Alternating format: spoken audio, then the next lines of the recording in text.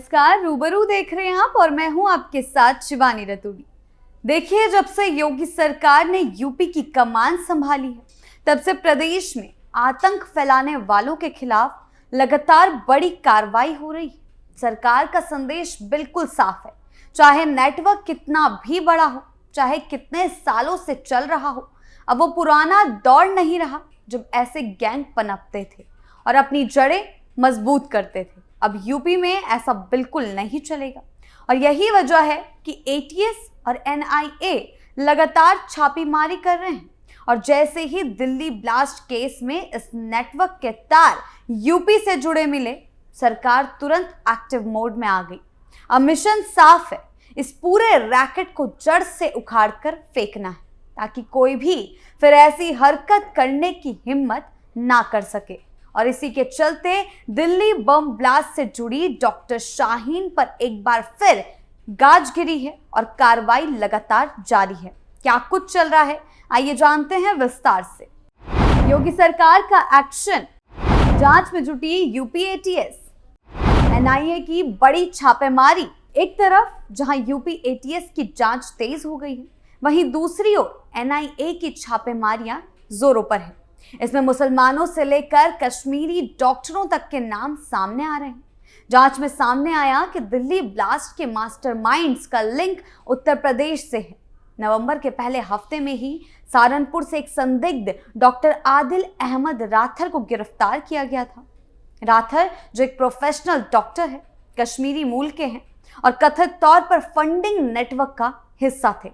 उनकी गिरफ्तारी के बाद उनके घर की तलाशी ली गई, जहां से कुछ डिजिटल डिवाइसेस और फाइनेंशियल रिकॉर्ड्स बरामद हुए। एटीएस यूपी ने सहारनपुर में अतिरिक्त रेड्स किए और पाया कि ये मॉड्यूल कश्मीर घाटी से जुड़ा है, जहां रेडिकल एलिमेंट्स डॉक्टरी प्रोफेशन को कवर के रूप में इस्तेमाल कर रहे हैं। तो वहीं सबसे बड़ी कार्रवाई लखनऊ में हुई। एनआईए की स्पेशल टीम ने खंडारी बाजार इलाके में डॉक्टर शाहीन शाहिद के पिता के घर पर धावा बोल दिया। छापेमारी में कुछ दस्तावेज और मोबाइल फोन जब्त किए गए जो फंड ट्रांसफर से जुड़े हो सकते हैं। एनआईए ने कुल 8 जगहों पर रेड्स किए। कश्मीर से लेकर लखनऊ तक कश्मीर में 2 डॉक्टरों के घरों पर छापा पड़ा, जहां से संदिग्ध लैपटॉप बरामद हुए। इस मॉड्यूल की खासियत यह है कि ये सफेदपोश अपराधों पर चलता है, यानी कि पारंपरिक आतंकवाद की बजाय ये लोग हाई प्रोफाइल जॉब्स जैसे डॉक्टरी बिजनेस को कवर बनाते हैं ताकि इस कवर के जरिए पीछे से आतंक को फैला सके। हालांकि यूपी में एटीएस और एनआईए की ज्वाइंट टीम अब 24 घंटे अलर्ट पर है। ये छापेमारी सिर्फ एक जगह की बात नहीं, बल्कि पूरे प्रदेश में अलग अलग जगहों पर छापेमारी की जा रही है। डॉक्टर शाहीन के घर पर पड़ा छापा, दिल्ली बम ब्लास्ट से जुड़े बड़े खुलासे। जी हां, इन कार्रवाइयों के चलते एनआईए ने सोमवार को डॉक्टर शाहीन सईद के लखनऊ स्थित घर पर छापा मारा। डॉक्टर शाहीन को दिल्ली में हुए ब्लास्ट का मास्टरमाइंड माना जा रहा है। वो इन दिनों एनआईए की हिरासत में है। उसका भाई डॉक्टर परवेज भी एनआईए की हिरासत में है। एनआईए की टीम सोमवार सुबह लखनऊ के लालबाग स्थित डॉक्टर शाहीन के घर पहुंची और करीब 6 घंटे तक घर वालों से पूछताछ और तलाशी ली। इसके बाद एनआईए की टीम वहां से रवाना हो गई। इसके बाद डॉक्टर शाहीन के घर वालों ने खुद को घर में ही कैद कर लिया। दिल्ली ब्लास्ट की मास्टरमाइंड माने जाने वाली डॉक्टर सईद के घर एनआईए और जम्मू कश्मीर पुलिस की एक टीम ने 11 नवंबर को भी रेड की थी। उस दिन एटीएस ने डॉक्टर परवेज के घर पर भी छापेमारी की थी। सोमवार को अधिकारियों की टीम डॉक्टर शाहीन के घर पहुंची।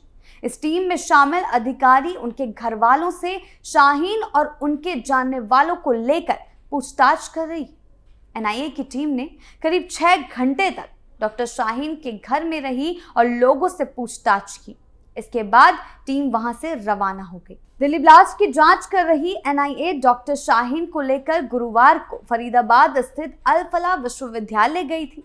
पुलिस सूत्रों के मुताबिक शाहीन के हॉस्टल के कमरे में 18.5 लाख रुपए बरामद नगद हुए। सोने के कुछ बिस्किट और विदेशी मुद्रा बरामद की गई थी।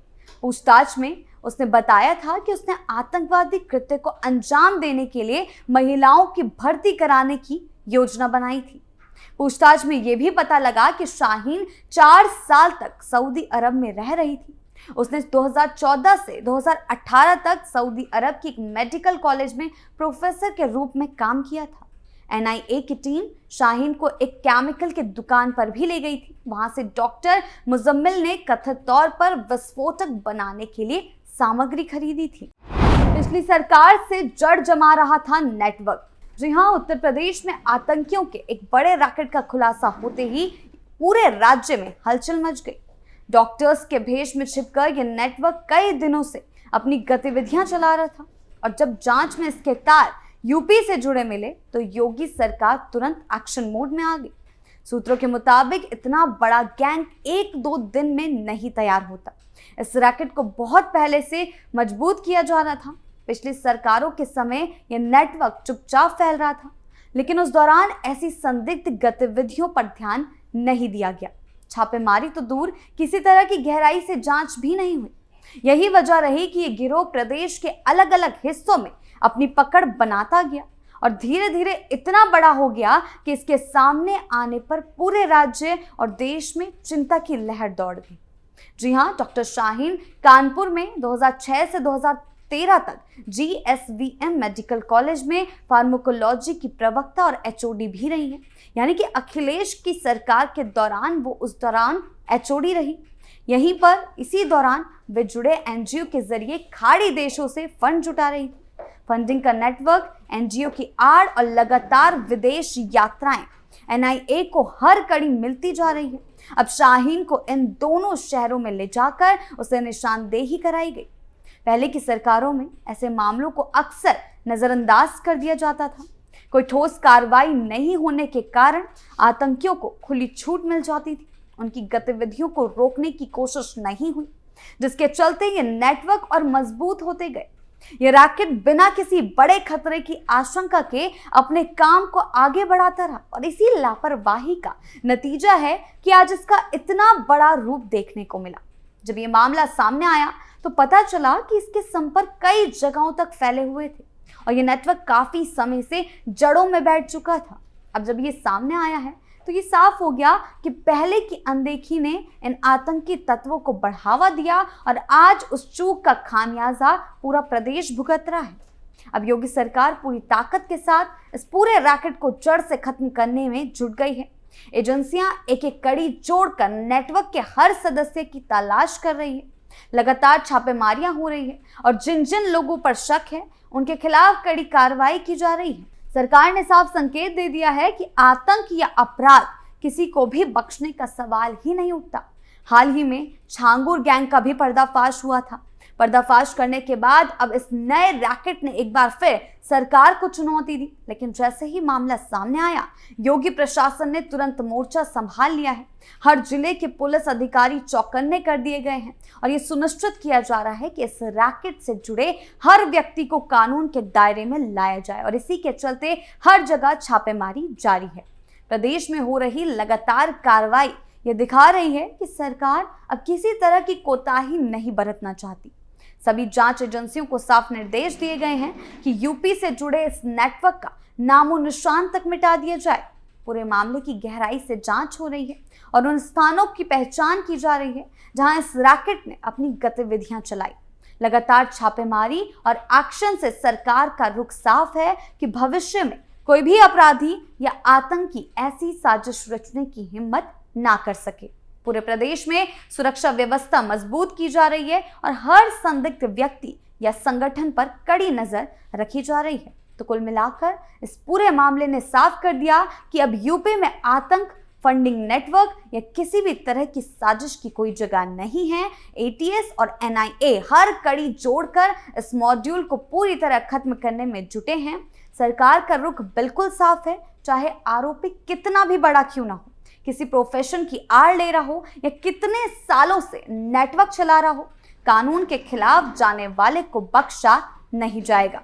लगातार हो रही छापेमारियों ने ये साबित कर दिया कि यूपी अब पुरानी गलतियों को दोहराने वाला नहीं है जो पिछली सरकार में हुई थी। सुरक्षा एजेंसियां 24 घंटे अलर्ट पर हैं और पूरा सिस्टम इस कोशिश में जुटा है कि भविष्य में कोई भी आतंकवादी फंडिंग मॉड्यूल या रैकेट दोबारा खड़ा ना हो सके। यूपी में अपराध को ना जड़ जमाने दी जाएगी और ना ही सिर उठाने की इजाजत होगी। आपकी इस बारे में क्या राय है, हमें कमेंट सेक्शन में जरूर बताएं। नमस्कार।